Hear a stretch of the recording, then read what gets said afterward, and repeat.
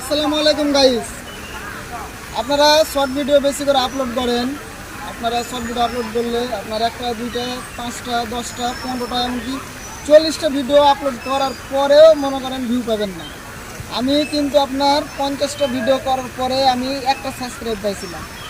আপনার এই ইউটিউব জগতে আপনার ধৈর্য অনেক ধরতে হয়, যে কোনো জিনিসে ইউটিউব হোক ফেসবুক হোক অনেক ধৈর্য ধরতে হয়। তো যে যা করেন, আপনারা যদি ইউটিউব করেন বা ফেসবুক করেন, ধৈর্য করতে হবে ভাই। ধৈর্য না করলে ফল পাবেন না। আপনাকে যখন ধৈর্য ধরবেন, আপনাকে যখন টাকা দিতে লাগবে, আপনি লিয়া শেষ করতে পারবেন না। আপনার ইউটিউব কোম্পানি হোক আর ফেসবুক কোম্পানি হোক, ওদের শুরুটাই হচ্ছে ধৈর্য। যখন আপনাকে দিতে লাগবে, আপনি লিয়া শেষ করতে পারবেন না।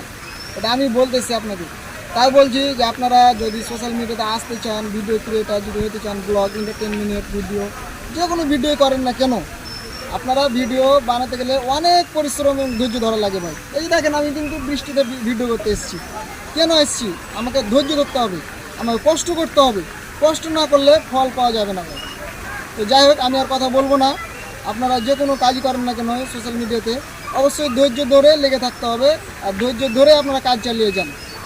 আশা করি আপনারা ফল পাবেন। আর আমার কথাগুলো যদি একটু মূল্য দিতে চান, অবশ্যই একটা কমেন্ট করে যান ভাই। আসসালামু আলাইকুম।